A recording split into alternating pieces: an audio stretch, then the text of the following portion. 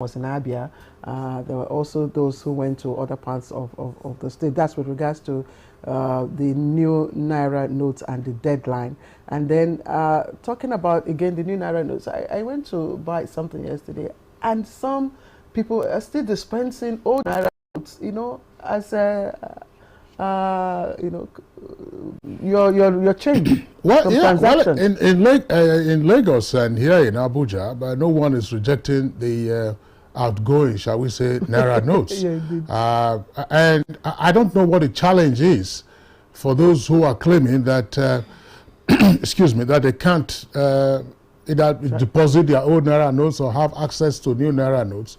The banking halls are not jammed in the Federal Capital Territory. The banking halls are free. So anybody who has old Naira notes, you go to the bank and deposit it, and there is no ceiling as to how much you can deposit. It's only when you have stashed away some monies and then you are scared of bringing it out. That's where you have your challenge. And that's when we start asking for shifting deadlines. There is nothing we do not ask for. Shifting deadline. This has been on for how many weeks now?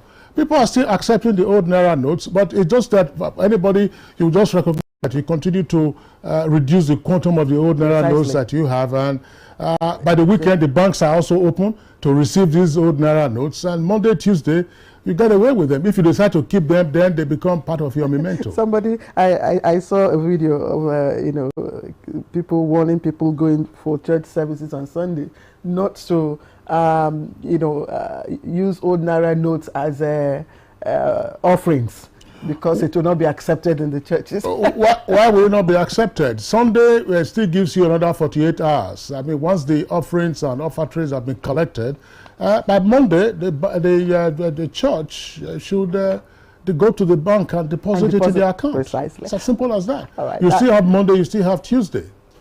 I'm Claire Adelabu Abdul Razak. Thank you for joining us on the program. It's Wednesday's edition, and it's live on the network service of the NTA. And we do appreciate all of you who make it your morning show with us regardless. And of course, just to intimate to you, our complimentary segments will be on in a moment. We'll be joining and Jibana with highlights of the morning news, and of course there'll be business news later on. Newspaper review will come up much later. And what do you say about old Naira notes? Do you still have any?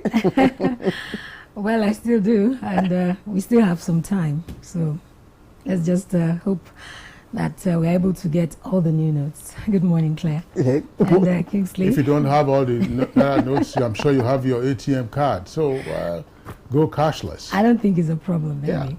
Yeah. Good morning. Here's the news. President Muhammadu Buhari has arrived Dakar, the Republic of Senegal, ahead of the second edition of Dakar International Conference on Agriculture. The president was received on arrival by a high-powered Senegalese government delegation led by the Minister of Justice, Sidiki Kaba. Also at the airport were Nigeria's ambassador to Senegal, Minister of Foreign Affairs, Agriculture and Rural Development, National Security Advisor, Director General, National Intelligence Agency, and other senior government officials. The high-level Dakar summit, convened by the government of Senegal and the African Development Bank, seeks to create favorable conditions towards achieving food security, with Africa accounting for a third of the 828 million hungry people in the world. The summit with the theme Feeding Africa, Food Sovereignty and Resilience is expected to make commitments on eradicating hunger on the continent by 2030. Governor Babajide Sanwo-Olu has given a pat on the back for, or rather has been given a pat on the back for not only keeping the electoral promises made to the people of Lagos State, but also sustaining the progressive politics envisioned and exemplified by the governing APC. President Muhammadu Buhari gave this impression after inaugurating 2 more landmark projects executed by the governor to conclude his 2-day state visit to the Center of Excellence. Mr. President, you can see that it's been a total combination of federal government, Lagos State, and the private sector. And we're happy that this is happening in your time. It's not started within your time, and it's been completed within your time as well. Nigeria has launched a national emissions control program to manage pollution from generators and vehicles in line with the nation's revised nationally determined contribution and climate action plan.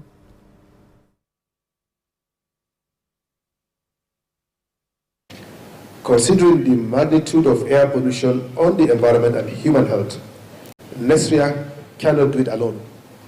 Stakeholders' involvement is required. The National Climate Change Council will bring out the appropriate mechanism for emission trading schemes and in conjunction with Nigeria, ensure compliance. Look at the economy now. Governor of the Central Bank of Nigeria, Godwin Emefiele, says the bank has employed 4 renowned audit firms to investigate the stamp duty saga, as it has received details from all banks in the country on payments so far. He explained that the CBN wrote banks to begin collecting stamp duties in 2015 following litigation with claims of missing 89 trillion naira stamp duty. The Central Bank of Nigeria requested that the banks furnish it with details of all collections made to date. 16 to date. In our record, and we the banks have signed their headed paper how much they've collected. Because this is public accounts with all Nigerians. Accountability is 370 billion 686 million 315,505 naira 28 kobo. And as the visiting OPEC president applauds the critical role Nigeria plays in OPEC since joining the organization, the Minister of State Petroleum Resources, Timipre Silva, implored Equatorial Guinea's Minister of Mines and Hydrocarbons, Gabriel Mbaga Obiang Lima, also doubling as the 2023 OPEC president, as well as president of the Gas Exporting Countries Forum, to use his tenure to promote the cause of Africa and attract more investment into the oil and gas industry in the continent. Have a joint venture, and that joint venture will allow us to either build platforms or do FPSO like Nigeria have done it. I implore you, Your Excellency, to use the opportunity of your presidency to promote the cause of Africa. In other news, the Department of State Services, DSS, and INEC are assuring Nigerians of a peaceful general election. Director General of the DSS, Yusuf Magaji Bichi, and INEC Chairman, Professor Mahmoud Yakubu, gave the assurance at a 4-day strategic workshop for personnel of the DSS in Abuja, while educating participants on the Electoral Act 2022 and its implications for security agencies. The INEC chairman assures the DSS of the Commission's determination to deliver a free, fair and credible election. While reviewing the security situation in the country, DSS boss Yusuf Magaji Bichi assures INEC of its support in line with the President's pronouncement to bequeath the nation a free, fair and credible election. The DSS boss further reiterates the need for professionalism and neutrality of personnel of the service in the discharge of their mandate before, during and after the general elections. Residents of Al-Waza community in Doma local government area of Nasarawa State, where 6 primary school pupils were abducted last Friday, are asking security agents to step up efforts at rescuing the remaining children. We are appealing to the government to come to our aid. If not, the community now has scattered. God had delivered my daughter, and she came back home. She said to me, I'm so happy. Well, that's the news for now. Good Morning Nigeria continues with Claire and Kingsley after this break. Do stay with us. The 19th edition of the PMB Administration Scorecard Series will feature the Honorable Minister of Communications and Digital Economy, Professor Isa Ali Ibrahim Pantami. Date, Thursday, 26 January 2023. Time, 10:30 a.m. Venue, National Press Center, Radio House, Abuja. The event will be broadcast live by NTA, FRCN and VON and streamed on the social media handles of the Federal Ministry of Information and Culture. Announcer, Mrs. Lydia Shehu Jafia, MNI, Permanent Secretary, Federal Ministry of Information and Culture. Nigeria, now we country. APC, not the party. Now one man be a choice. Bola Tinubu. Nigeria na we country, APC na the party, na one man be our choice. Na Bola Tinubu. Who be the president we need? Na Bola Tinubu. Who be the president we go for? Na Bola Tinubu. People of Nigeria don't talk them say na Asiwaju Bola Tinubu them want as president of Nigeria. Our country people get many reasons we make them all agree say na Asiwaju Bola Tinubu them choose for this president election. So Bola Tinubu na man wey sabi anything wey him put in hand, he dey work wella. He do better work for Lagos State when he be governor. Till today, Lagos people still dey enjoy from all the better things wey Jaburata for Lagos. People of Nigeria, e good to make we vote for who sabi. As it come be so, make we all come out for election day and vote Bola Ahmed Tinubu as president of Nigeria. Vote Senator Kashim Shettima as vice president. Vote APC, the party with broom. Who be the president we go for? Na Bola Tinubu. When times are tough, we know that as a mother, one thing you should never compromise on is your family's oral health, because they deserve the best. Oral-B, all-round protection. Its great value, it protects your mouth from harmful bacteria and also protects you against tooth holes and gum problems which can lead to tooth loss. It strengthens your family's teeth and gives them all-round protection. So remember, protect their future. Oral-B for healthier, stronger teeth in just 1 week. As the 2023 elections draw near, remember, evil prospers when good men and women only wish for peace, but never take a step to make peaceful elections happen. Are you a father? Are you a mother? What are you saying to your children as elections approach? Have you warned them not to let themselves be used to cause violence? Have you explained to them what the consequences of electoral violence might be? Do your part to make peaceful elections happen. Talk to your children. Protect them from unscrupulous politicians who want to put them in harm's way, while their own children are comfortable at home, within and outside the country. Let's join hands to make 2023 elections peaceful. This message is from the National Orientation Agency, NOAA. Nigeria is at the crossroads. Nigerians yearn for a rescuer. And the time to choose wisely is now. Who will save our fatherland? Who will rescue Nigeria? Only one man. He is battle ready, tested and trusted, capable and dependable. He is Atiku Abubakar. We call him the unifier on a rescue mission. He's detribalized, uncompromised, and ready to make Nigeria great again. Atiku is coming together with Ifeanyi Okowa. This team is unbeatable. This is no time for sentiment. It's time for competence. Atiku is the best option for a brighter tomorrow. Let's vote Atiku for president come 2023. Vote PDP. Power to the people. This message is sponsored by Atiku Okowa Coalition, Edo State. The security challenges we have faced as a government have been daunting, my dear, from to banditry, to kidnapping, to separatist violence, to crude oil theft, to armed robbery and sundry crimes. It's undoubtedly the greatest challenge to the peace and security of our great country since the Civil War of 1967 to 1970. It is a kind of challenge that would have overwhelmed many nations. But thanks to the purposeful leadership of President Muhammadu Buhari, we can say, I want to repeat, that the worst is over and peace and security are gradually returning to the land. This message is brought to you from the Federal Ministry of Information and Culture. All right, welcome back to the program. It's Good Morning Nigeria, live on the network service, and time to join Kunle Adeye for trending business stories. The Central Bank of Nigeria in October 2022 announced its intention to redesign the 1,500 and 200 naira notes. Consequently, the old ones will cease to be legal tender from January 31, 2022. With some initial bottlenecks, many have craved for the extension of the January 31 deadline, including the National Assembly.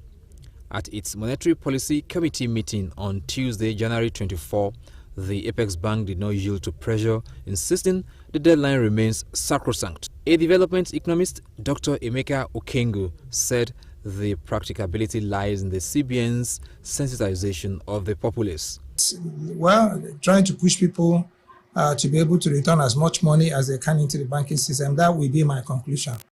But if by the 31st, CBN, closes its books against the old currencies, I don't know. I'll be very surprised if that happens. But I'll be happy if things normalize in the next 2-3 days. So can just move on. I've gotten used to the new money, and so it's here to stay. So the earlier everybody accepts it, the better for all of us. The Central Bank of Nigeria has also threatened to sanction commercial banks who still transact with the old notes. With business news, I'm Kunle Adeyeye. All right, thank you very much for the business news package. Coming up next now is newspaper review.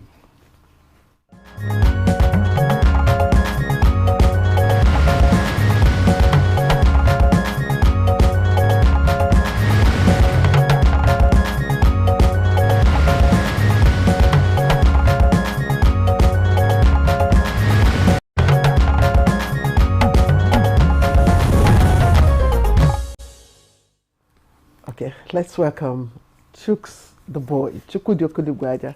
There I go again. Claire, I am happy to be here as usual. Let's roll. It shows all over you. Well, I had a haircut yesterday, so maybe that's why I'm as crisp as a new coin.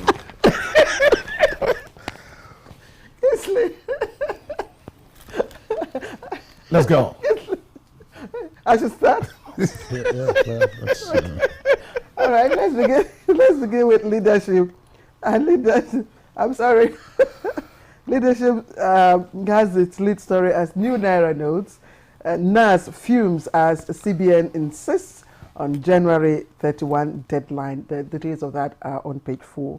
Now, it comes with two riders. Once of crisis demands a 6-month extension. Invites Apex Bank, Bankers Committee. Now, the other writer says, someone is not telling us the truth. But Biamila, look away from the elections.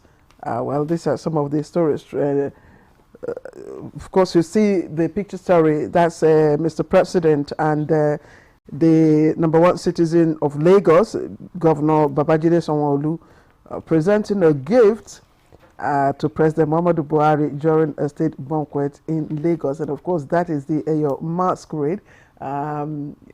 It's a prized masquerade. If you know the Eyo in Lagos, I'm sure Chukudi knows that. Okay, let's quickly take you above the nameplate. Gombe Goba court dismisses PDP and Bade's case against Inwa. PMB appoints Arase as police commission chair. I wouldn't miss that. And let me quickly take a look at the front page of the Pilot newspaper. Constitution amendment, no to LG autonomy. States reject local government autonomy. That's the rider 1. As NAS transmits 35 items reviewed for President's assent. Only 35 out of 44 items forwarded to State Houses of Assembly were voted for.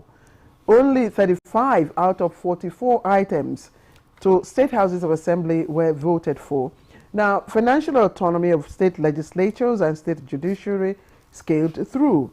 Inclusion of NAS presiding officers in membership of the National Security Council rejected. Again, financial autonomy of state legislatures and state judiciary scaled through, while states reject local government autonomy.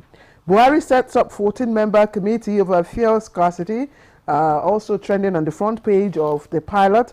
Buhari again appoints ex-IGP Solomon Arase as new PLC chairman. Ogun PDP Guba Supreme Court dismisses Lawal's appeal.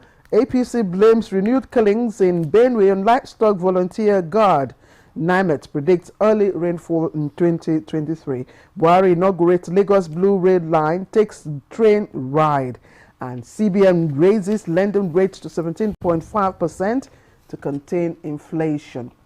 Okay, and the last one, a little below the nameplate, old Naira notes, NAS wants a CBN deadline extended by 6 months. And, okay, disquiet over alleged approval of 500 million naira by Katsina government to welcome Buhari. Kingsley. All right, let's also take a look at the front page of the Punch newspaper. And we'll go straight to the headline. That's the lead story immediately below the nameplate. And it comes with a kicker. It says, deadline. Kano, Ondo, and Anambra depositors flood banks with old notes. CBN Shaw's National Assembly insists on January 31st cash swap deadline. EFCC and ICPC won't arrest huge depositors. Emefiele assures bank customers. Central bank officials, POS agents set up rural cash exchange points. And the photographs there on the front page show residents of Katungo and Dambata local government areas swapping old Naira notes with new ones in Gombe and Kano. And that was yesterday. So people are going to the banks to deposit the outgoing Naira notes and, of course, have access to new ones. Labour knocks governors as states reject local government autonomy. El Rufai commends troops for killing 3 bandits. Hoodlums killed 15 cows and kidnapped herdsman. That's according to Mie Tiala. And then above the nameplate, let me take a couple of stories. Interest rate hike, job losses and crisis loom, warns OPS. That's organized private sector. Okowa shuts markets for article rally and traders lament. Lagos projects 7.5 million train passengers monthly. Chukudi. Thank you, Kingsley.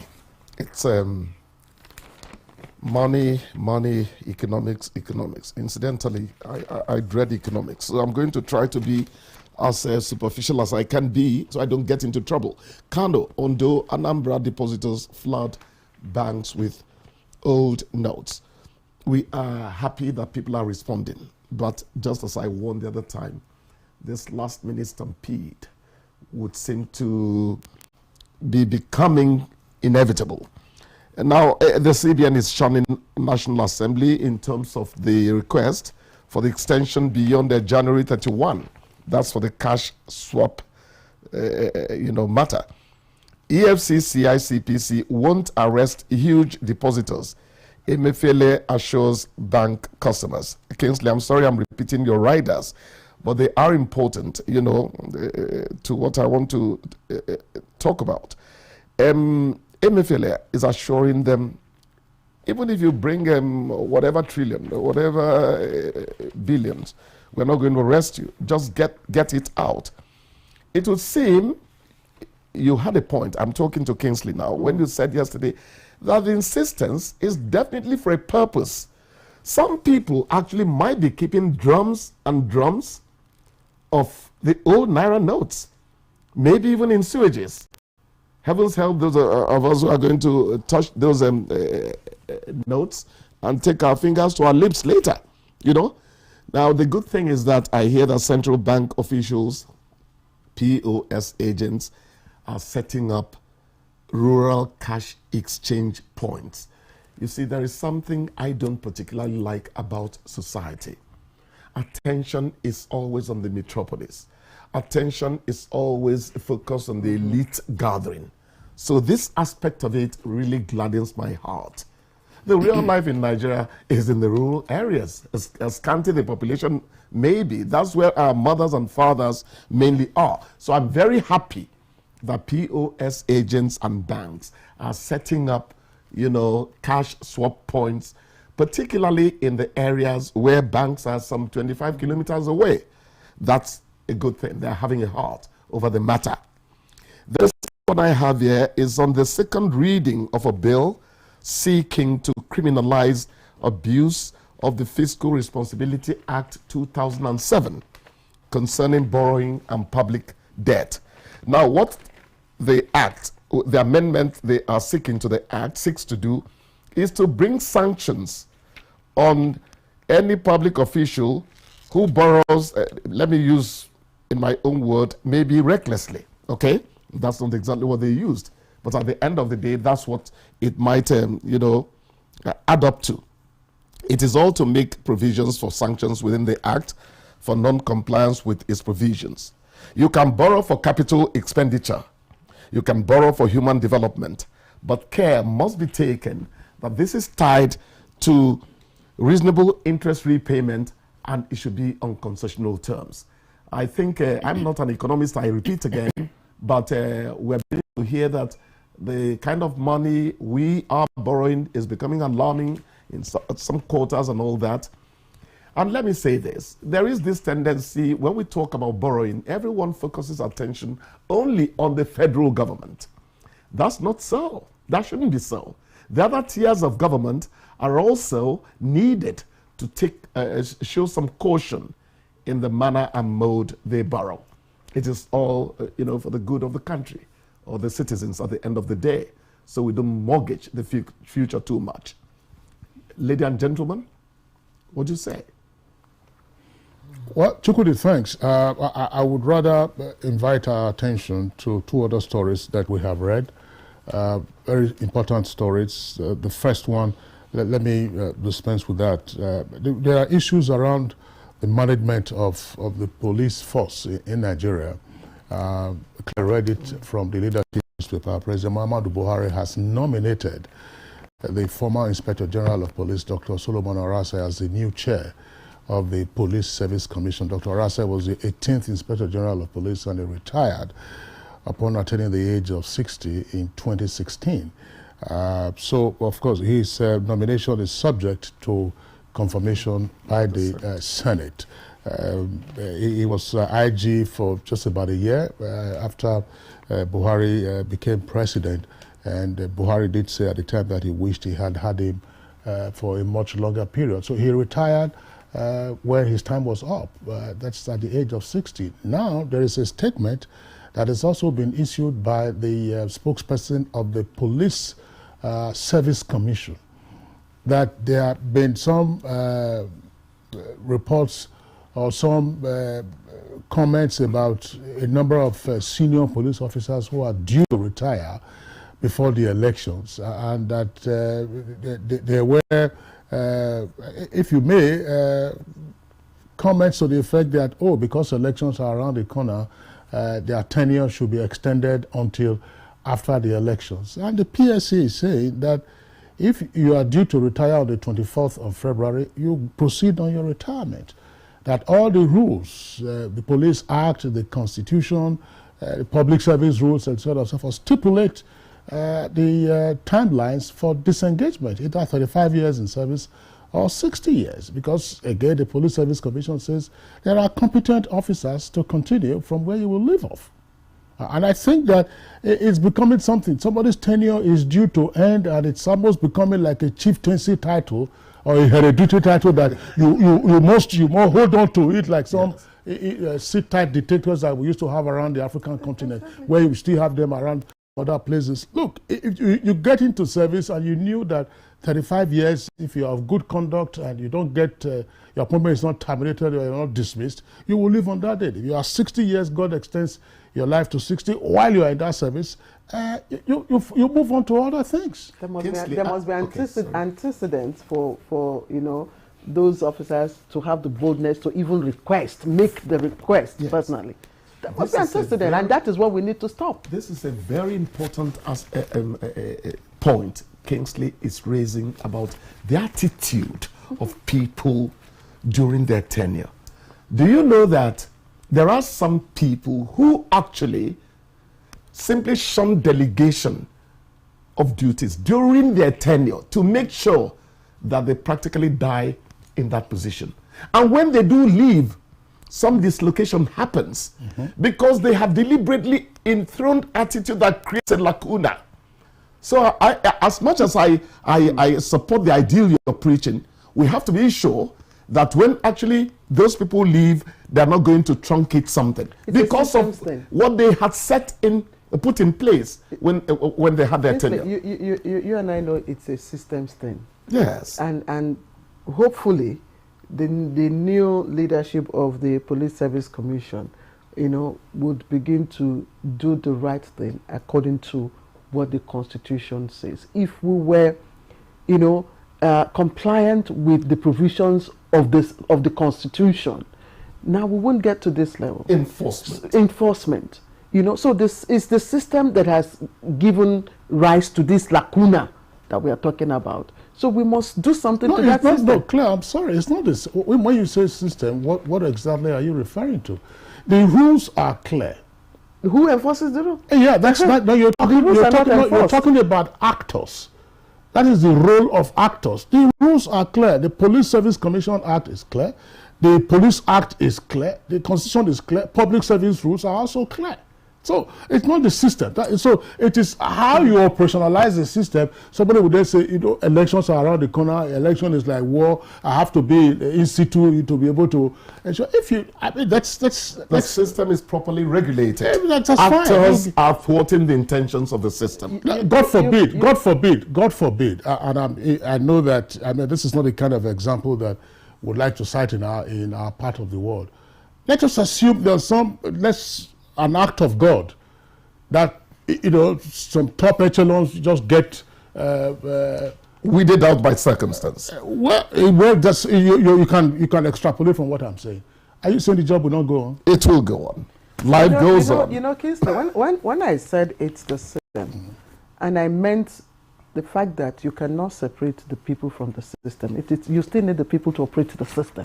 Okay. I mean, it's like you said, the operators themselves. You see a system, you see rules and regulations, you turn a blind eye to those rules and regulations, and you want to look for a way to circumvent. People can make the system to malfunction. Exactly. But what are the sanctions when they do that? Again, it goes back to enforcement. And that's what the PSC is saying. Yes. So let's when you retire, when your deadline. Yes. The other issue I wanted to raise. I hope it's the same local government. Well, it's not just on local government autonomy. It has to do with efforts at the 5th alteration of the Constitution.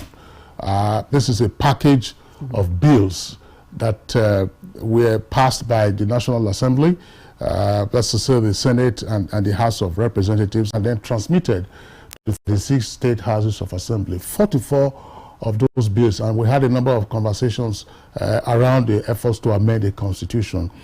I'm happy that at least now there is a feedback to say that the National Assembly has received returns from the houses of assembly, and you need 24 of the state houses of assembly to concur on the amendments as proposed for the amendment to pass. Yes. Thereafter, it will be transmitted to the president. Now, for the slate of 44 bills, 35 of them have returned, and 27 state houses of assembly. As 9 state houses of assembly are still outstanding. But the National Assembly, of course, is proceeding with the transmission of the 35 that have come to the president for his accent. Of course, there are constitutional issues as to whether the president, may decline and so on and so forth. It depends on how the matters are framed. But so it is heartwarming, as some persons have said in the past. Oh, some of those bills do not address the heart of restructuring and so on and so forth. We will get to know. I didn't see the listing of the 35 bills, but the story, clear, the one you read from the front page of the Nigerian Pilot, speaks to no to local government autonomy. Exactly. Which is bad news. Which is bad news for the local government. Because it means that the emasculation of local governments will continue by the emperors of the states. All right, so NIMET is predicting early rainfall this year, and of course it means that according to NIMET, earliest onset is likely to occur on or around the March 2 in states like Bayelsa, Rivers, Akwa Ibom, mostly coastal states and environs. Yeah, even with my native weather forecast, I told Kingsley when I was talking about my farming intentions that the rain stopped around October 19. They are likely to come early, and Tukudi will be ready. Okay, so that also without irrigation. All right, so parts of Katsina, Zamfara, Kano, Jigawa, and Yobe in the north, and Cross River, Ebonyi, Imo, and again rivers in the south are likely to experience delayed onset. So the onset dates again will range from 2nd March to 7th of July 2023. Will the rains be heavier in terms of amount of rainfall?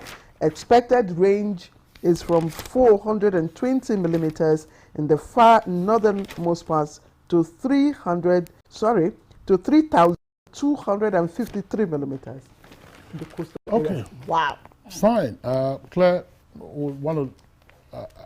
was just wondering if we sign off Chukwudi now, but I hope it's not become a new normal such that we are deadened to the plight of kidnapped victims. School pupils were kidnapped in Doma, local government area of Nasarawa. And we had a story in our bulletin a while ago, and I think that is a matter we'll continue to draw attention to. Chukwudi, thanks a lot for being around. Thank you, Kingsley. See you again tomorrow. Thank you. All right, it's Good Morning Nigeria live on NTA's network service. We'll take a short break now. When we return, we'll get ahead with our item for discussion. Our country want better. Nigeria want better. Our country want better. Nigeria want better. Who go do one for us? Tinubu, Papa Tokambo, Mama Tokambo, for a better Nigeria. Good life uncle. Now you we want to.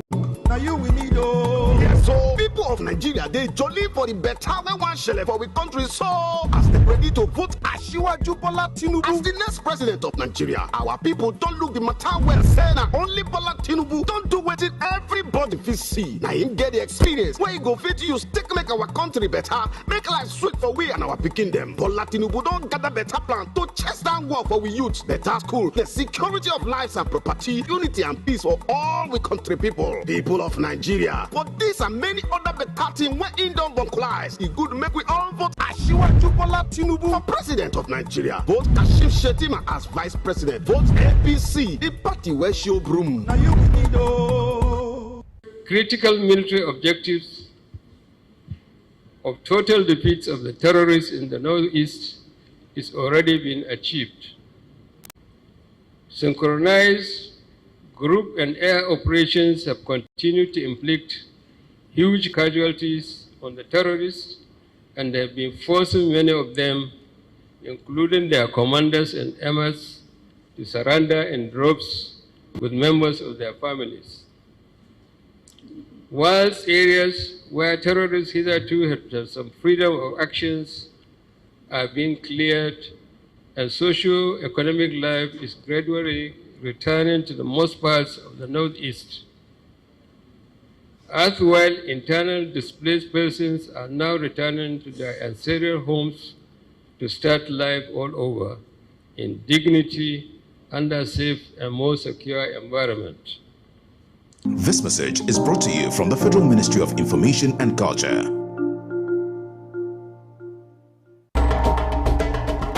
To every politician, as the campaigns gain momentum and passions begin to rise, remember, the errors of your opponents do not make you a success.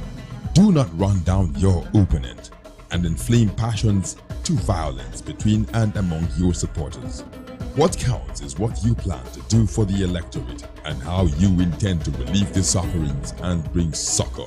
Nigeria is in dire need of patriotic leaders at all levels, leaders who will make national development their priority. Concentrate on telling the electorate what you intend to do when you get into office. Focus on making your vision clear to the electorate. Don't engage in verbal abuses, fake news or speeches. Keep dealing with issues that will bring progress. You win the hearts and minds of the people by being above board, by being civil, patriotic, and showing empathy. Let's join hands to make the 2023 elections peaceful. A message from the National Orientation Agency.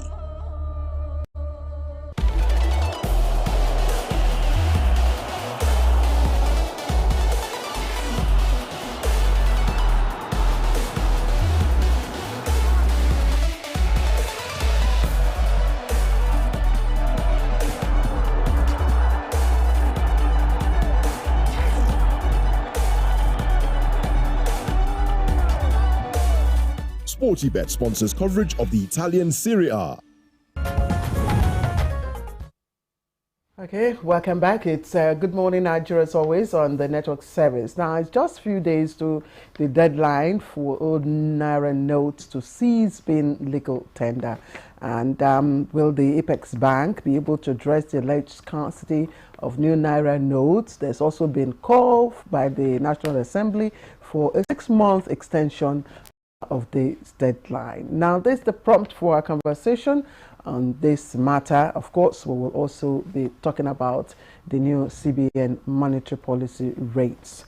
All right, so let's join our correspondent Abdul Salam Jubril for the background report.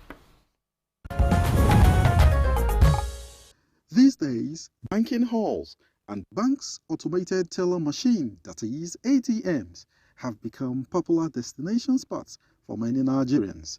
This is because the 31st January deadline for the exchange of old Naira notes set by the Central Bank of Nigeria, CBN, is fast approaching.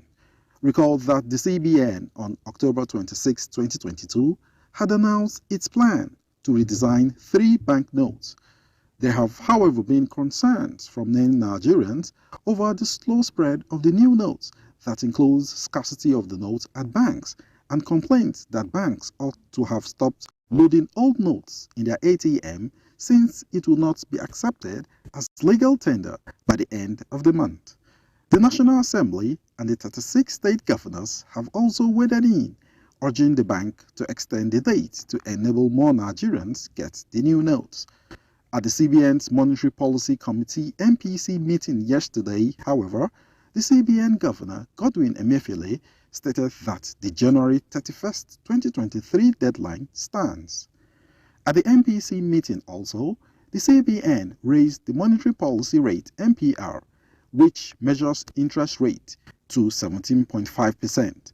Recall that in November last year, the bank raised the MPR to 16.50% from 15.50%. The MPC also hiked the MPR in May 2022 to 13% from 11.50%.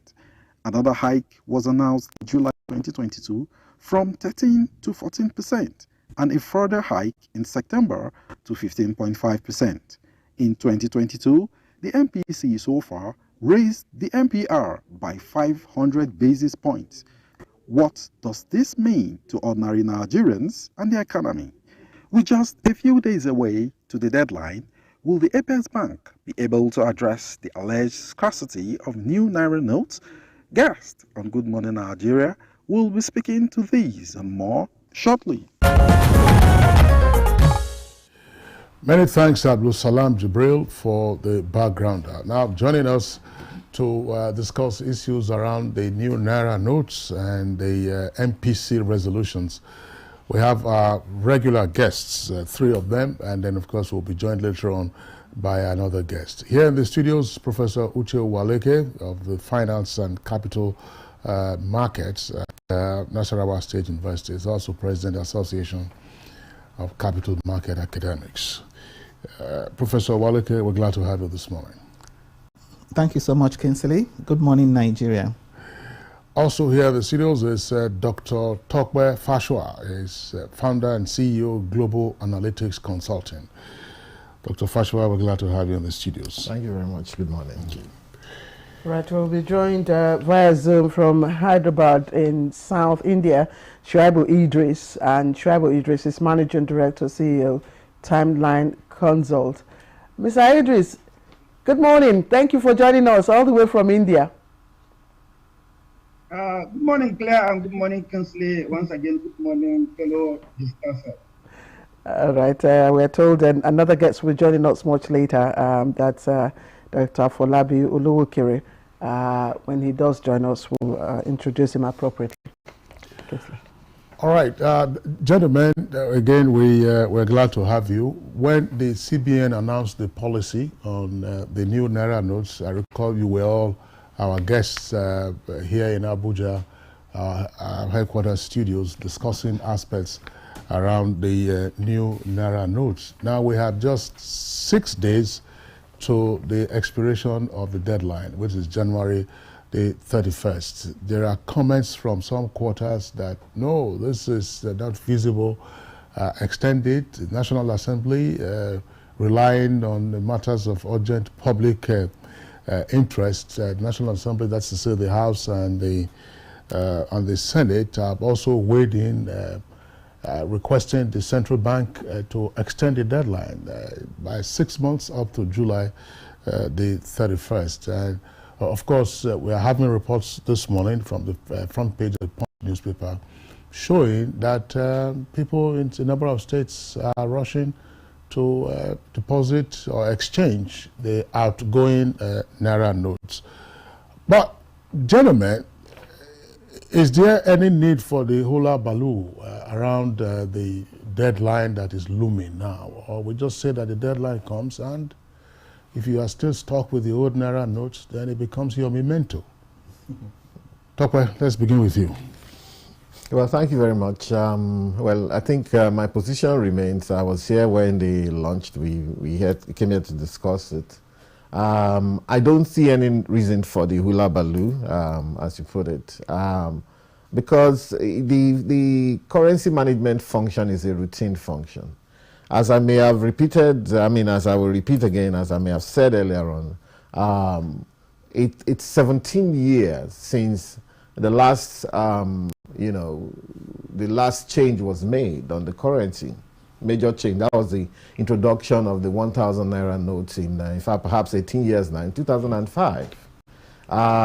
Before then, it was 2001, 2002, when the 200 Naira was introduced, 2003, I think, when the 500 was introduced, and so on and so forth. So there was a certain kind of regularity in terms of currency management that we lost. We lost that regularity. And if you look at the central bank as an institution, they have different departments that their different work comes together as monetary policy. They have a trade and exchange department that worries about the Naira and import and export. They have a banking supervision department that takes care of banks locally to ensure there's financial stability.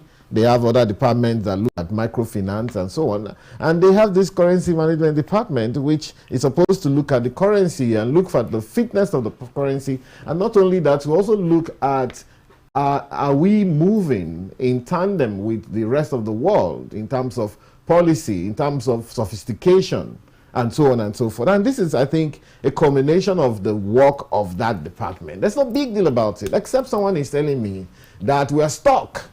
I see, I think it was year 2000 or thereabouts, or in the turn of the millennium, that this man, Francis Fukuyama, wrote a book and titled it The End of History.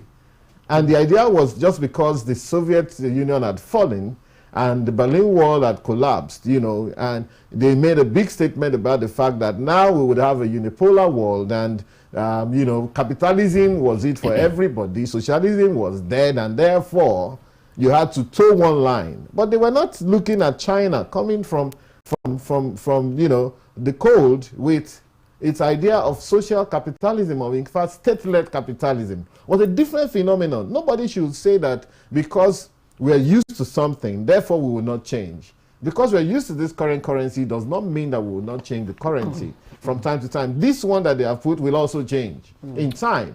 And so I think that the role, we saw a lot of cynicism that came with it from the beginning. People just don't want to hear about it. People were saying, is this the priority for central bank? You cannot actually sit in your office and determine the priority for central bank as an institution that has maybe 5,000 people or 6,000 people working there, with the largest concentration of PhD holders in this country in one location. At least there must be some thinking that has gone behind that. Forget about all these politics we play. The same issues we have now, we may have had it in 1984. What's the difference? The difference today, Madam Claire, is that we now are on social media, and everybody is a guru, everybody is NTA, everybody is a news broadcaster, everybody wants to blow. And that's the difference between where we are now, and I think it's unnecessary, if you ask me. Okay, Tokwe, thank you. And I don't know if China was exclusively capitalist ab initio, and China only infused capitalist principles into their yes. So Fukuyama, in a way, was right. Indeed. In a way. Okay, so Professor Waleke, yes. I'm wondering again, we shouldn't join the bandwagon because abroad is doing like this, so we must follow and play catch up. No, we must situate the instruments that we deploy, to particular targets. Yes. In the economy, yes. to restructure or to solve a problem, yes. That is peculiar with us. And yes. I think this is what CBN. My question is, would it hurt the economy if CBN stayed action on the deadline in any way? Is there a particular target that, extending the deadline will impact? Yeah, Claire, before I speak to the deadline, the arguments in favor of the currency redesign, bear repeating. Which is, the fact that you have so much currency in, out there, and it makes monetary policy implementation difficult for the central bank. Okay, when you have so much currency out, and the central bank governor, I think, made the same point even during the last MPC meeting when he said 3.2 trillion, was outside. 3.2 trillion was currency in circulation, out of which over 2 trillion, 2.7 or thereabouts, outside the banking system. So that is one key point. And of course, central banks too have always said that it makes their work difficult. The cost of printing currency, the cost of destroying currency on the part of banks themselves, okay, the cost of processing currency, the cost of moving currency around, the cost of even protecting it, guarding it. Okay, these are costs that also, have a pass-through to even the cost of banking services. So the advantages are there, no doubt, and I support currency redesign. Now, on the issue of deadline, I wasn't expecting the central bank governor yesterday to come and say he was going to extend the deadline. I wasn't expecting him to say that, because if he had said that, that could also make some people relax. But I think that the January 31st deadline, will eventually be extended, because the way it is now, in view of the fact that the new notes are still scarce, in view of the fact that central bank cash swap program, just started, they just introduced it on Monday. Okay, if you take all that into consideration, look, I have a feeling that by January 30th. The central bank will have need to, have an extension. But I'm not going to subscribe to the extension that the National Assembly is asking for up to June. No, but if they can, if they can have an extension of say 2 weeks. Remember, there is a purpose for the currency redesign, and one of the reasons is to prevent vote buying. That's what I'm asking. If you move it till June, the end will have been defeated. So, but they can have a 2-week extension. Okay, maybe terminating sometime on maybe around 14th of February to enable at least the cash swap program to have effect in the rural communities. I tell you something too. If you look at the case of India, India had a similar exercise in 2016. I was also looking at the history and story around what they did in 2016. It was the Prime Minister himself, to tell you the importance of it, was the Prime Minister that made the announcement on November 18th. It took effect on November 8th, and it took effect from November 10 to January 31st of 2016. Now, when the period lapsed, now what they said was that those that were unable to deposit, exchange the old notes for the new notes, still had a 3-month window to do that. But this time, if you had those old notes, you take them to the central bank. You take them to the Reserve Bank of India.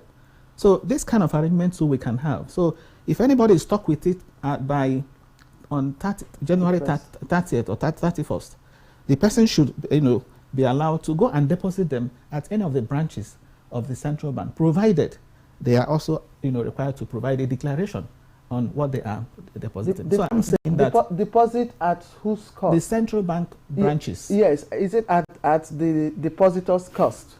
Yes, you take your old notes to yes, and get the new ones. But they give you a form, a currency declaration form, which you fill.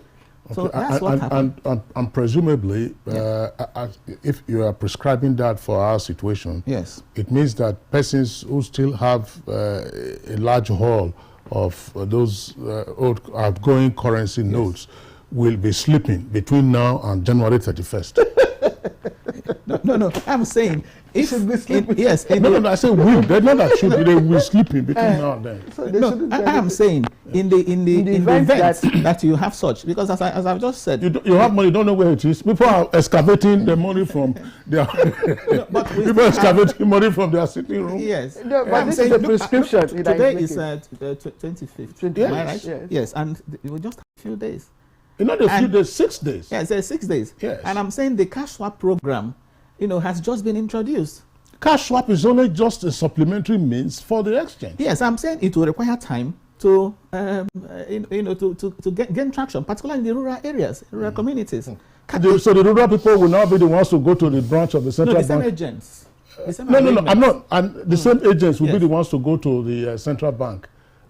Any of the central bank branches. Yes. All right. No, Professor Waleke. I'm just telling you what happened in India. I understand. Yes. I understand. Yes. I mean, it's a prescription to say, look, could we learn from this? And that's why I also threw in the fact that, okay, we are speaking today now. We're not discussing today being January 31st.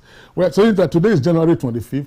So those who have, large sums, just put your feet on the money that you have, and then the February 1st, you're going to be looking for the nearest branch of CBN in your city so that you can deposit it. But more seriously, I mean, that's one idea to take a look at, assuming that becomes an issue. But let's join the Shuaibu Idris now, of course, who is in South India, joining us via Zoom. Shuaibu Idris, once again, welcome to the program. You've, of course, been following the progress, and you were also part of this conversation with regard to the outgoing Naira notes. And we must also be clear that the Naira notes are perhaps just, not perhaps, they are one aspect of a mix of issues around the cashless policy. The central bank had initially indicated how much cash individuals and corporate entities could withdraw per month and from ATMs. And then when there were voices that objected to that, the CBN itself then revised it. Previously it was 100,000 for individuals. Now it's 500,000 Naira cash. Whatever else you need to do, process it through the banking system. That's to say, either you use electronic means or other valid means of doing this. So we're looking at the totality of the cashless policy, of which the outgoing Naira notes form just a part. Again, I pose the same question to you. Is there a need for the hula baloo around all of this? Good morning once again, Kingsley, and thanks once again for having me. I believe sincerely that Professor Uche Owaleke and indeed position on the subject matter. I can tell you, in all honesty, there is no reason for all this hullabaloo about exchange of Naira or redesign or the window given by the central bank.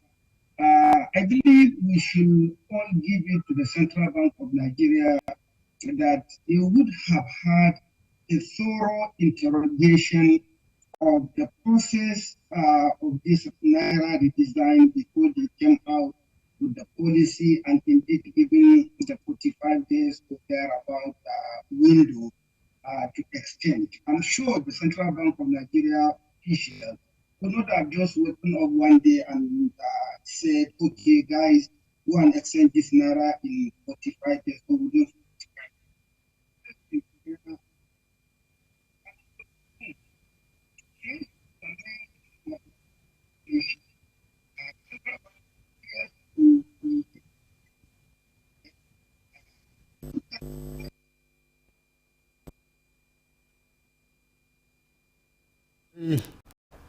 We are losing your audio.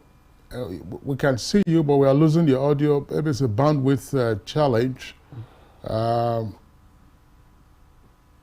if our engineers are able to sort that out, then we come back, we'll get back to you. Otherwise, we'll return to the studios and then continue the conversation. It's as I said, your video is good, but the audio is distorted. All right, can we hear him now? I can hear you. All right, loud and clear too. All right, just... them. All right, Shuaibu Idris, just start from where you started answering the question. Yeah, what I was saying was we should give it to the Central Bank of Nigeria that the managers of the couldn't have got work from the number to see for the private is going to be the period when we do the exchange of this new naira. No, they could have done some research, some interrogation before they arrive at the 55 it looks, Shuaibu, well, sorry, we will get our engineers to have a conversation with you offline so that whatever the challenges are, we'll get them to start it, because we know that, as always, because based on your previous banking experience as well as extensive experience in the private sector, you will have comments to make on this particular aspect. So back to the studios, Dr. Tokpe Fashua, we're coming back again, the same question I posed to Shuaibu Idris around the entire cashless policy. That's to say, look, new naira notes are only a part of that mix. Is it something that we should continue to forge ahead with, and with all the collateral benefits? Some would say that hopefully it might help in cutting down on transactional politics, on corruption in the private and public sectors, where movement of cash is a facilitator of bribery and corruption. Thank you very much. And these are very, see, the policy, like they say, when you follow the money, right? I mean, it's a very potent weapon. I mean, against anything in this world. The United States, for example, has been fighting the war against terrorism. They probably will tell us that one of the most effective weapons you can use to tackle terrorism is to follow the money. So you know where the terrorists are donating money, who they are donating money to, how are they collecting the money. Follow the money. We spend so much money on all these problems of Boko Haram, kidnapping and all of that. Purchasing weaponry from even the one we had to pay $500 million, cash money, 496 million precisely, to the United States when Donald Trump was there to purchase the Tucano whatever, and they told us that they will supply in 2024. So we were paying that money like 4 years in advance. I think they managed to beat the deadline, but when all we could do is also follow the money. So in following the money, it's easier to follow the money electronically, and that is part of the policy now. So that's what I'm saying, that look, when you're looking at an institution, we have to assume and understand that quite a bit of thinking. For example, this is NTA. You don't expect that NTA just beams to the world every day. There's planning that goes behind. So people put heads together to say, listen, everybody reports on their schedule. So you deliver this, deliver that, and this is just one. So this currency policy, whether they change and all of that. Now, one thing I want to try and clarify, which I don't think I heard it said, that this policy is geared at the politics or election. I've not heard that declared, honestly, by the central bank. If they did that, it's a big mistake.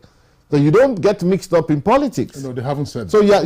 Actually, the CBN hasn't said yes, that. I don't think it's been said. If it was said, it's a big mistake. You don't get involved in that. It's not your remit. However, and which means also that if indirectly so, people can assume. You may not actually, because again, that takes you on a different direction. Why is central bank interested in, except maybe the president is. And remember that the central bank itself, because of the independence it has a direct line of sight direct to the president. So the president can say, listen, I want you to do this because I want the election to be clean. I don't want people to say that I enabled my party. And I think that's the thinking that the president has. No, so that nobody will say said, that. Yes. So that you can take this along. Exactly. What the president has said openly, and this is on video, that nobody should have access to public funds from any of the agencies for electioneering purposes. Which is good. So because the central bank has a line of sight to the president, that could be imputed. However, it's not what the central bank itself should admit to do, because central banking is not politics. However, when you look at, let's take the politics aside, we talk about the criminality going on in the country. The fact that there's a thriving industry for forgery of currency in this country. If you Googled it, you see in every state in this country, they have caught people trying to forge this same currency, before. And in fact, my own thinking would have been that this currency should have gone polymer fully, the way other currencies are going in the rest of the world. Polymer currency, you can't even hold 100 pieces in your hand very comfortably. It kind of slips away. And it's much more difficult to forge. So maybe we'll still get there. And like I said earlier on, this currency, maybe in another 5 years, should also be changed. A little bit of tweak here and there. And of course, the whole world is going cashless. And when you go cashless, one thing that makes me very happy is that we're going to have what we call value for money increasing in public procurement.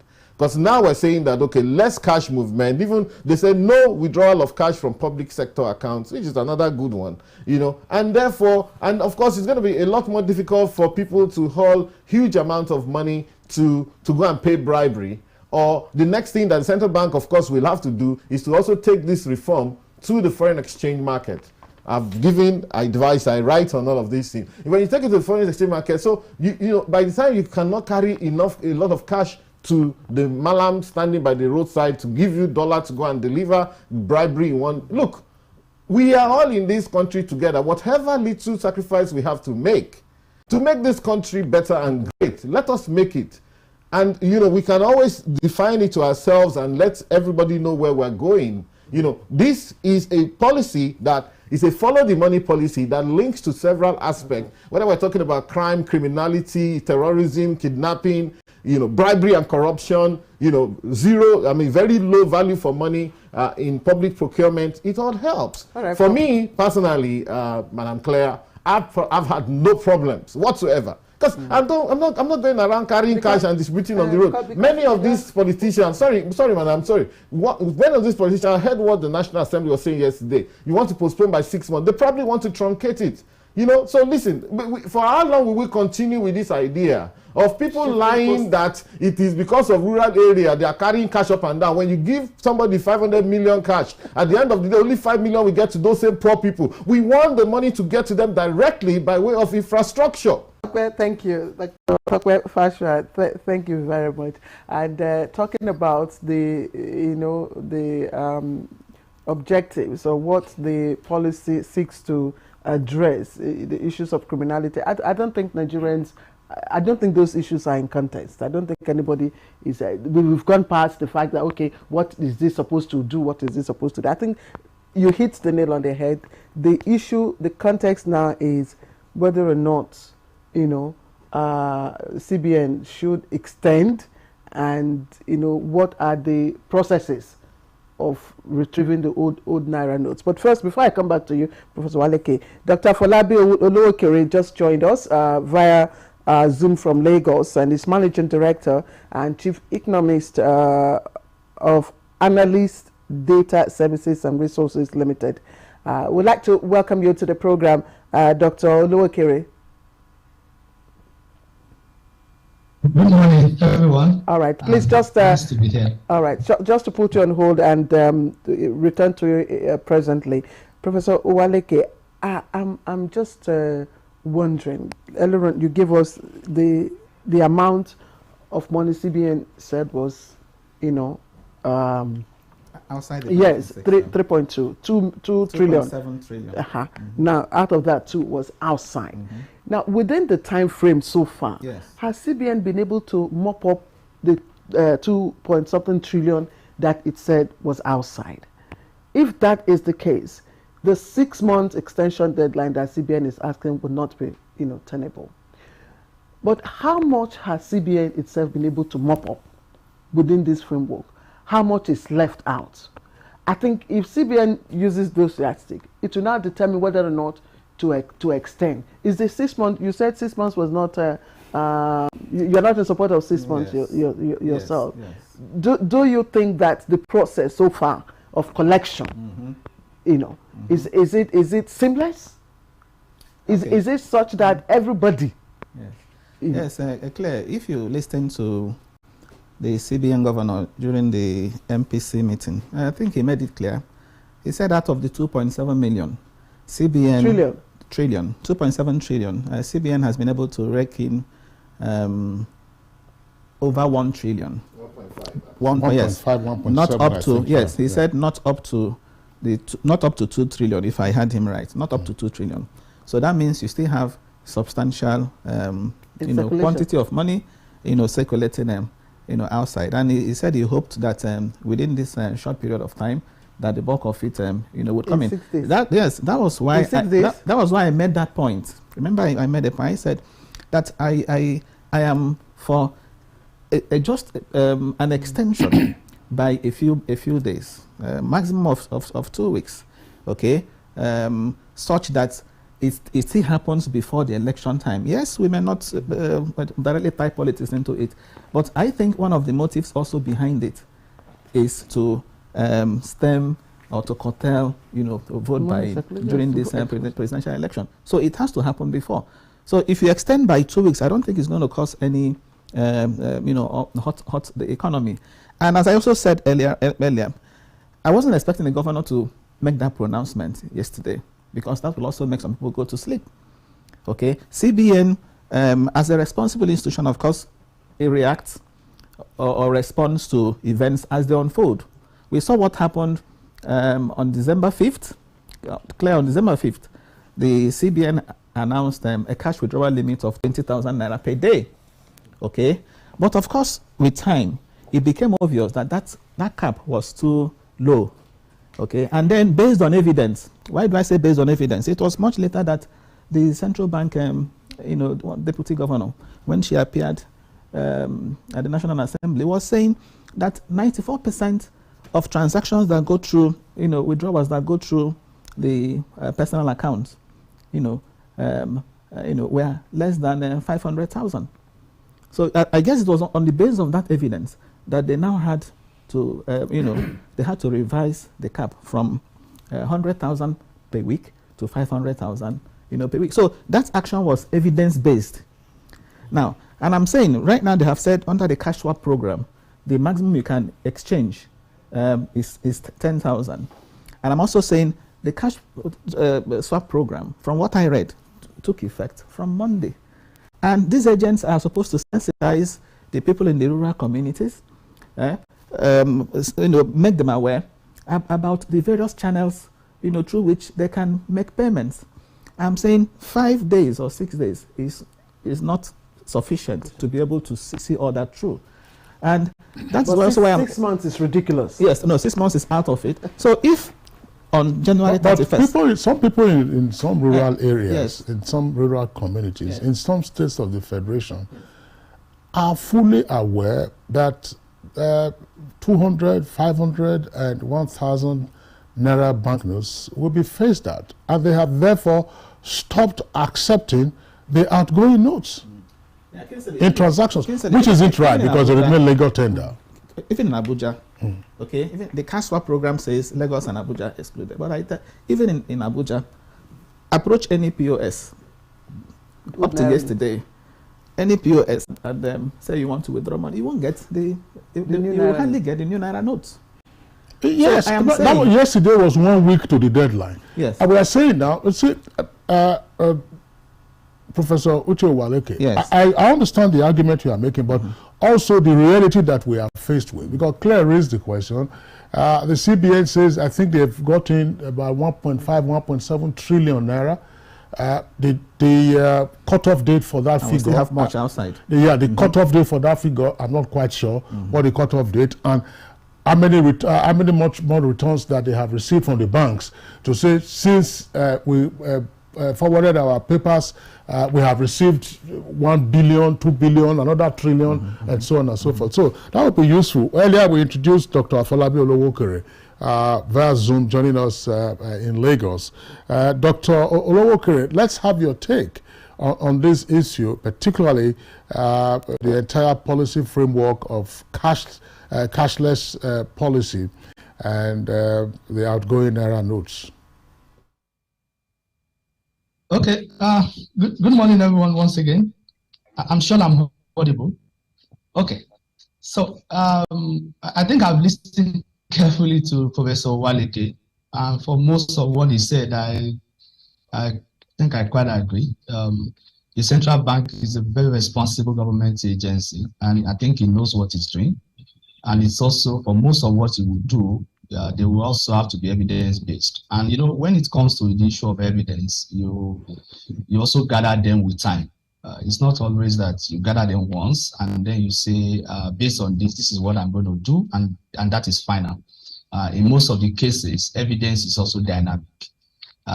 So having said that, let me now come to the issue of whether an extension is required or not. I'm sure the CBN is guarding its data. And I'm sure, when I say data, there are different types of data. We probably gather the data in terms of how much has been collected or exchanged. And it's also gathering the data in terms of the kind of pressure and interest groups, and also some consideration to the vulnerable groups and the rest. By the way, many people can also hide under the vulnerable Nigerian kind of argument. But definitely it's going to be, I'm also thinking, whether we tell the central bank or not, by the time he's able to gather his evidence, it should know whether to extend or not. But even if you are going to extend, you don't want to tell people now that I'm going to extend. By the time you say you are going to extend now, then everybody will just go and sit down. There is this issue about rounding figure issue in philosophy, that people, once you say you have extended the date by 1 month, everybody will wait to date that 1 month. So the first thing to do now is to make sure that that 31st or 30th must hold. Then a lot of people will try as much as possible. Then you can see where you are. I think we can learn from, in the case of the capital market, when you were doing e-dividend and quite a number of things, where you set a deadline. But by the time you get that deadline, you observe what is with you, then you are able to revise appropriately. I'm not speaking for the central bank, but I think based on the evidence that will be with them at the end of this month, they will be able to determine whether they have to move forward or not. But whether it's a good policy, definitely is a good policy. And I like the way the central bank governor said yesterday, because I've always having this problem. I try to be an economist and try not to talk into issue of banditry, the other political issue, crisis, and the rest that you may want to use monetary policy to address. Even though monetary policy can, and I think before now, a lot of arguments have always been around that issue. Before now, I've always had a problem with the way people say it, even counterfeiting and monetary policy. That is another thing. So I think I was also a point of advice, and the central bank should also know better. Let's try to keep monetary policy to monetary policy. By the time we move into the area of other regulators or other aspects of society, we start seeing people who ordinarily would have allowed the policy to fly start fighting the policy. So monetary policy, you are changing the currency. You have to change the currency. Every country changes the currency. Why? Counterfeiting, a lot of some of these are old notes, and Nigeria has cashless policy. That is fine. But when it comes to the issue of, somebody was saying change rate, inflation, people that are collecting ransom.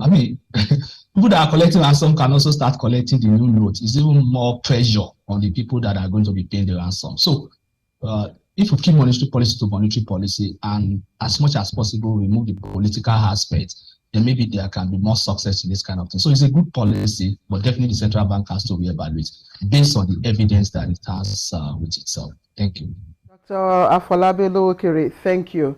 We really don't know at what point the interferences is coming from, whether from your end or from one end, but I'm sure that our engineers are working to rectify it. So we just put you on hold while that is being done, and come back here to the studio. And I'm going to ask Dr. Tokbe Francois. I don't know why institutions, work at cross purposes, because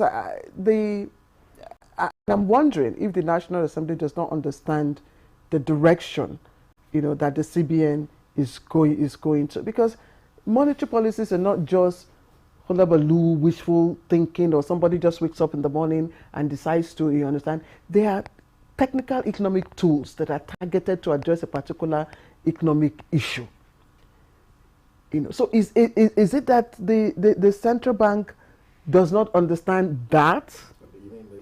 The National Assembly does not understand that. Why is it that, you know, we are always asking and putting pressure when a new, you know, policy is about to be implemented? We're asking for deadline extension. We're asking for this and that. What is happening?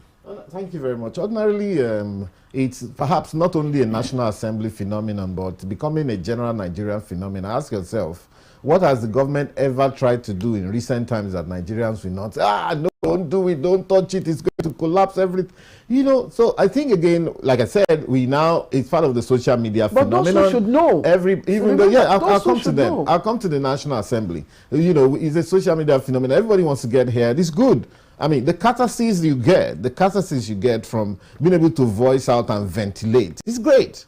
However, when it becomes an obsession to always ventilate, and you wonder how many of us, whether youth or adults, sitting on the internet every day, just commenting per second, is it that we don't have anything to do again than to comment? And everybody is a newscaster now. Everybody wants to blow. Everybody's looking at how many likes there are on your post and all of that. So it's a problem, which maybe over time, it's something that even governments around the world sit down and say, listen, how do we orientate our people, reorientate them towards more productivity?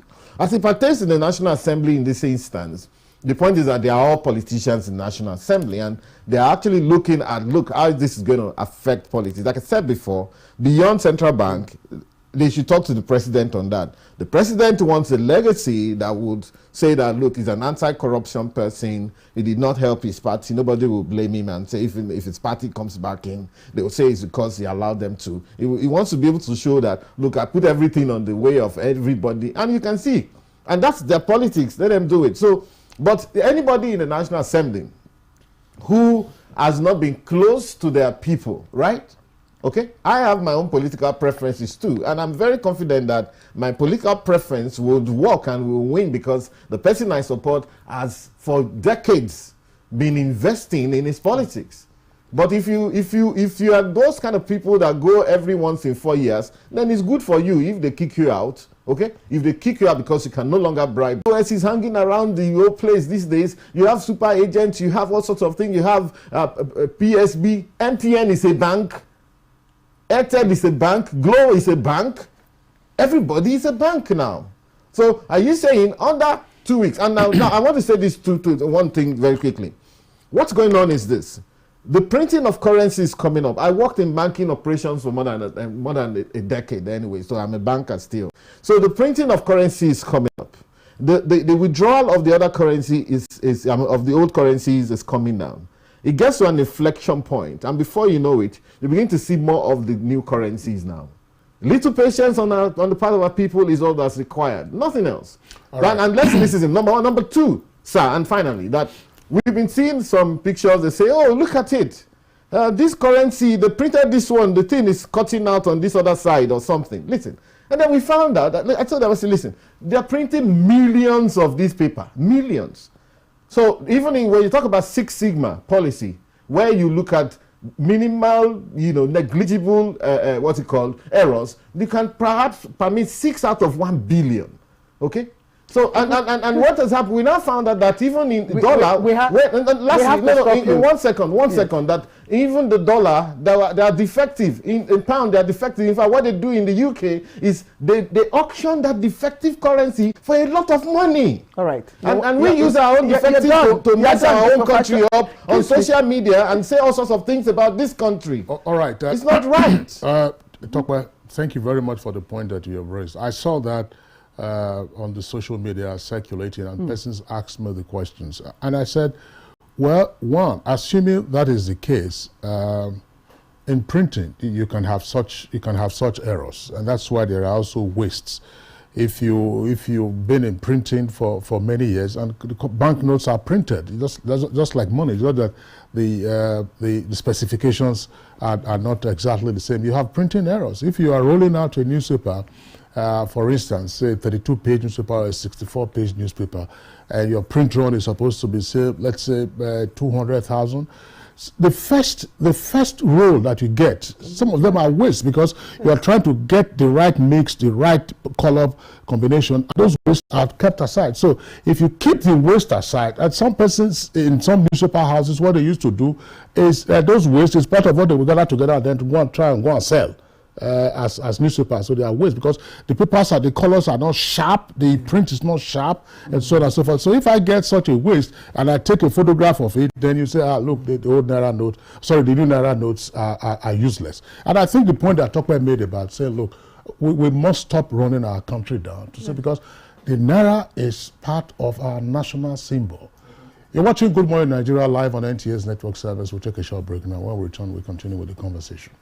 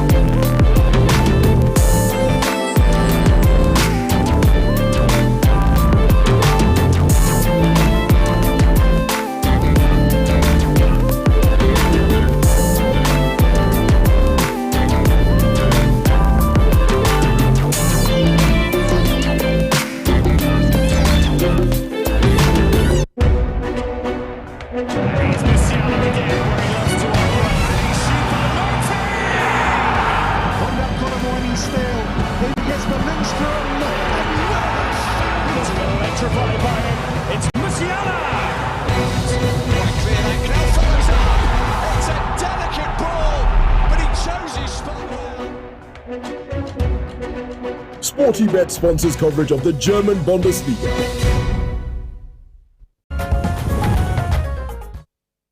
All right, welcome back.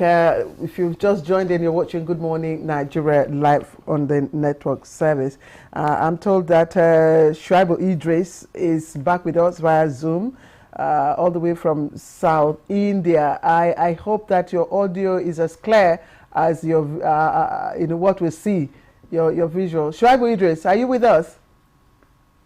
Yeah, once again, good morning, Claire. I'm very much with you and I have been following the conversation. Okay. Very interesting. Okay, so let's have your own perspective to the issues. Of course, we've raised quite a number, ranging from the input of the National Assembly to, of course, the Nigerians, citizens themselves, what we think about, the currency, the quality of the currency, and what we post on social media. Various issues have been raised, and I'm sure, as you said, you've been with us. Yeah, without risk of being repetitive, I think the three discussions clearly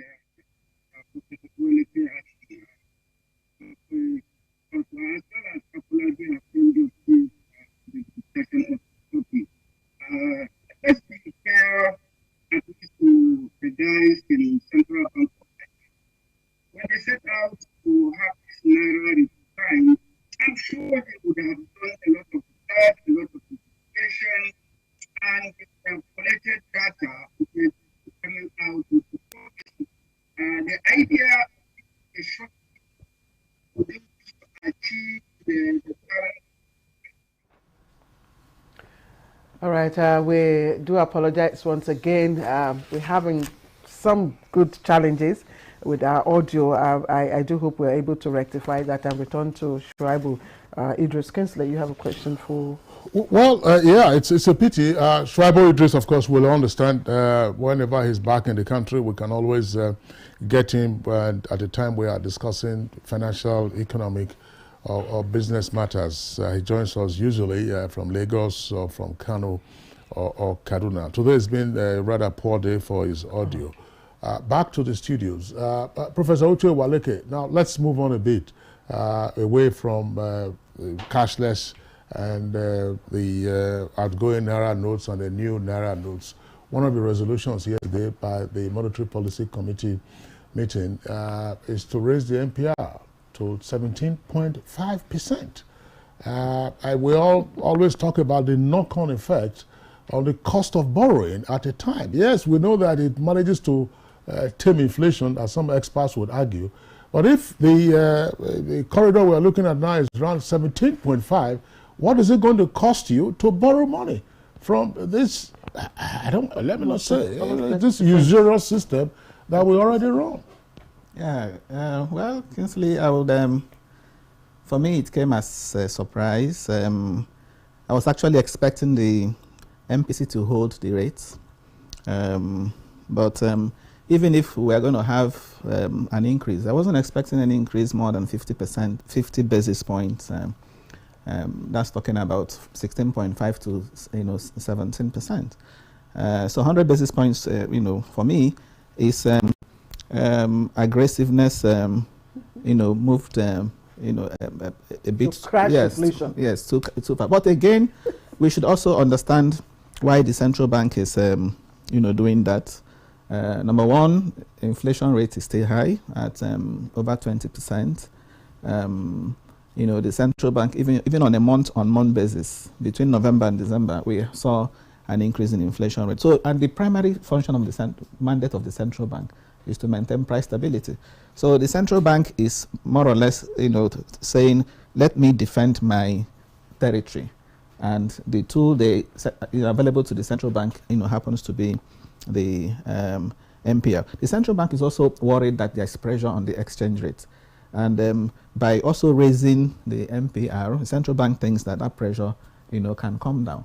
And you also look at the real rate of return, which is why the central bank thinks that by raising the MPR, it will succeed in narrowing the real rate of return.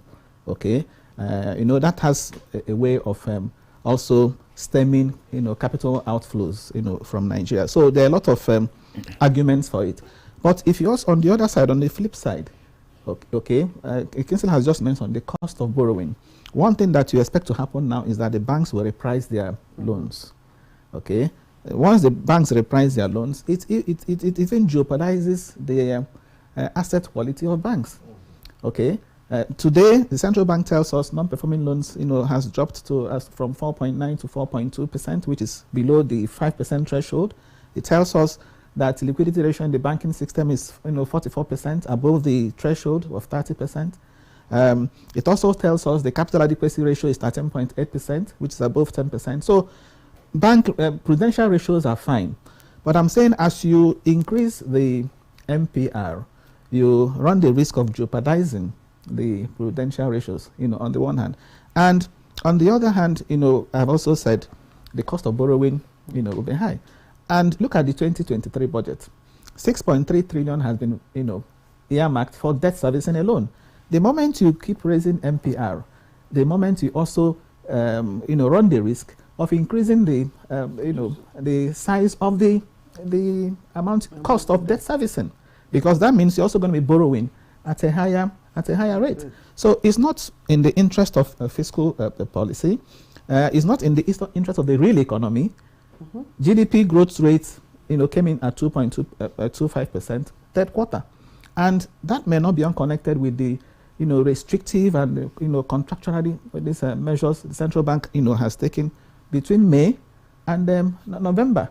So as you tighten, as you increase MPR, okay, it has to be at the expense of growth, at the expense of output, and that is why I think, in my opinion, I think the rates are rather high. At the World Economic Forum that just ended, the IMF chief was advising central bank governors not to be too quick to remove their leg from the throttle. That is, and that's what I think the central bank is doing, just heeding to that advice. Yeah, but we have to take into consideration our own peculiar circumstances. So in my view, the central bank should pause the rate hikes, okay, and continue what it is doing to help growth. This cash withdrawal thing limit, in my view, is one way to mop money from circulation and reduce money supply. Precisely. One thing monetary policy does is you want to reduce money supply, and since we have the cash withdrawal limit already in place, please. Yes, I had thought that yes, you now pause the rate hikes. Professor Waleke, yes. Thank you. Dr. Olokere, Dr. Olokere, if you're back on Zoom with us, my question is to you. I do hope you heard Professor Waleke, but sometimes we laymen in terms of the economy don't understand all the vicious circle that goes with some monetary policies and all that. For instance, what is going on? Fine, we've been able to keep inflation at at least drop back 0.13 basis points from 21.47 it was in November to 21.37 in December. Sorry? 21.34 in December, which is something to rejoice about, and all that. Now you are raising the interest rates by 100 basis points, making, as Professor Waleke had already said, borrowing difficult, loan repayment difficult, putting cost of production high, making prices of things high. Meanwhile, supply is at the lowest end. So you now have, I don't know if I'm correct, what you have, is it this supply pool, whatever? I don't know, Professor Waleke, So why do we go, in vicious circles? What are the basic considerations that the CBN, had in mind before raising the MPR by 100 basis points? Okay, thank you very much. Yeah, I mean, the way you explain the question, you are not a layman, so it's clear. For most times, let's even take it from a typical ailment. Most times, something is moving in a particular direction that you don't have. You then have to do the opposite in order to solve that particular problem. An economy can move out of what is called equilibrium. Then you must do something that is counter of it in order to bring it back to equilibrium. And there are many aspects of the economy that can distort the inflation rates. One major macroeconomic objective is to have a low and stable price level. And a central bank is saddled with that responsibility. And the central bank that is saddled with that responsibility has quite a number of tools it can use. But the most potent of its tool, or the most interesting and very useful of its tool, popular of its tool, is the anchor interest rates. So when inflation is getting out of hand, a central bank tool is one way that it can do it is to raise interest rates. And because you said we were also talking to layman, but let's see how it works. Inflation means, it can mean one of two things, or both. It means that maybe people have a lot of money chasing goods in the system. So there are few goods, but a lot of money are chasing those few goods. So everybody wants to buy it, then the price will go up. It's also possible that you don't have few goods, a lot of money, but you actually have few goods. So people don't have a lot of money, but relatively good, the goods are fewer. So both ways, it then depends on whether it's too much money or too few goods. For a central bank, what it can actually do in the short run is to address the too much money part. And that is why monetary policy most times is kind of like a short run approach to solving more fundamental problems of economies. Even though you can be doing it in succession for several years so that you address the problem, but you need to still come back and solve the fundamental problem of the economy. So inflation, no doubt, as you mentioned in Nigeria, is high. above 20%. The fact that you had 100 some small thing change, that doesn't mean that it's a major achievement. The fact is, prices are still rising. It's only that the rate at which they are rising just fell by a bit value. So if you bought something at 100 naira last year in December 2021, by December 2022, you are buying it at 120 naira. And imagine your salary has not increased. Nothing around you has increased. In fact, in some cases, you also have to pay more for many other things. You know the impact of that. Imagine your salary is not increased for 5 years and prices increase 20% every year. That means at the end of 5 years, you are like 99% worse off than the way you started the 5 year. So inflation is bad for an economy. It's a measure of uncertainty in the macroeconomy. And the central bank has a mandate to address inflation. So, and one of the things that it can do is to increase the monetary policy rate. But as Professor Walike has said, when you do that, it's just like you also using drugs for your ailments. It also has some side effects. And I think if you then consult a good medical practitioner, he will be able to tell you the side effects and see whether the disease you are actually tackling is worse, or it's even better to leave the disease than to use the drug, because there are drugs like that. So in this particular case, when you increase NPR, it has implications for the rest of the economy, and quite a number of implications. And it's actually an empirical issue. Is to start looking at what's going to be. All right, Dr. Afolabi, we need to pause you now and come back to the studio. So we also hear from Dr. Tokwe Fashua. I want to pose my question from where we faded you a moment ago, and that has to do with the wider implications of the CBN monetary policy resolution with regard to NPR. Dr. Fashua, look, we're talking about the health of the macroeconomic environment, and monetary policy is only but one of the tools that can be used to stabilize the macroeconomic environment. I know that experts have always said that we must stop operating in silos, that the monetary policy must have a handshake with fiscal policy or fiscal authority.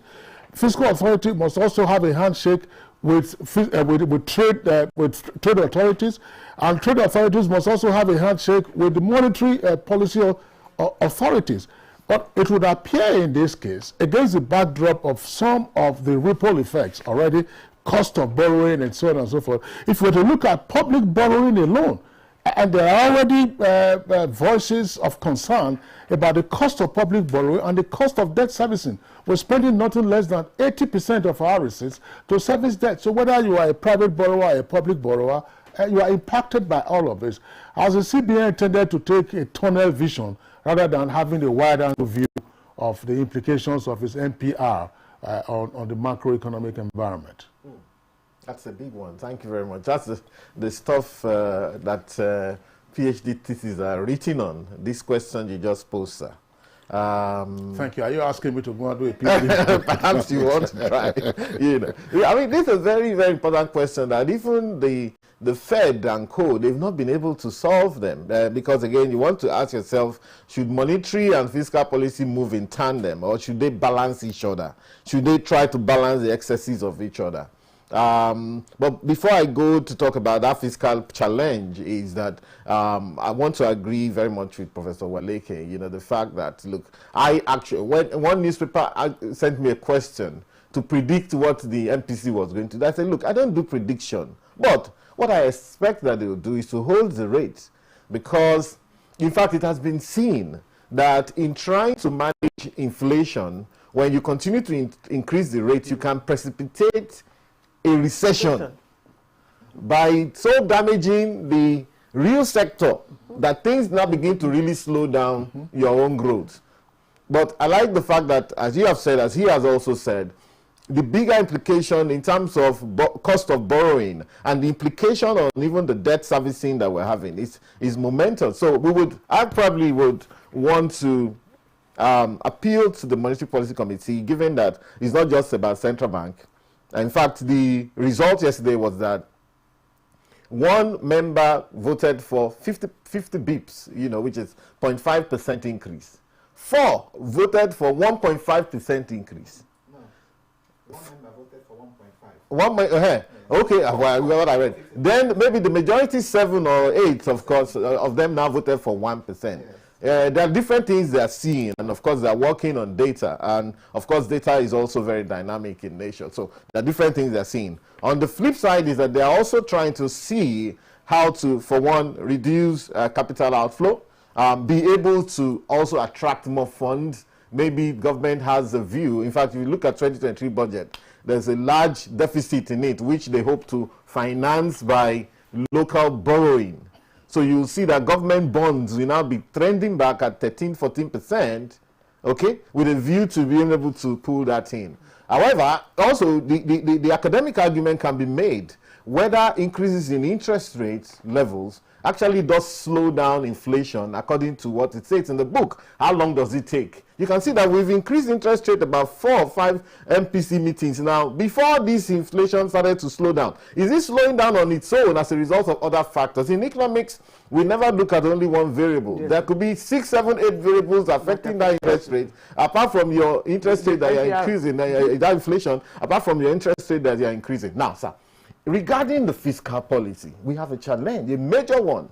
The ministers of finance will always tell you about how, we have a revenue problem, but what are you doing about it? Okay, so I think that what I've been able to conclude is that fiscal policy tends to fall under political capture much more easily than monetary policy, because the central bank is protected as a result of this independence, quote and unquote. It's not full independence, but some sort of independence. So it's kind of protected, and a lot of it is very intellectual, so politicians may not be able to barge into that space. But regarding the issue of maybe you want to increase taxes, collect taxes, the FIRS chairman made a statement 2 days ago. The FIRS was able to collect 10.1 trillion, first time ever. I think last year they got about 5 trillion. I mean, so it's almost double what they got. But he said that they were under tremendous pressure politically.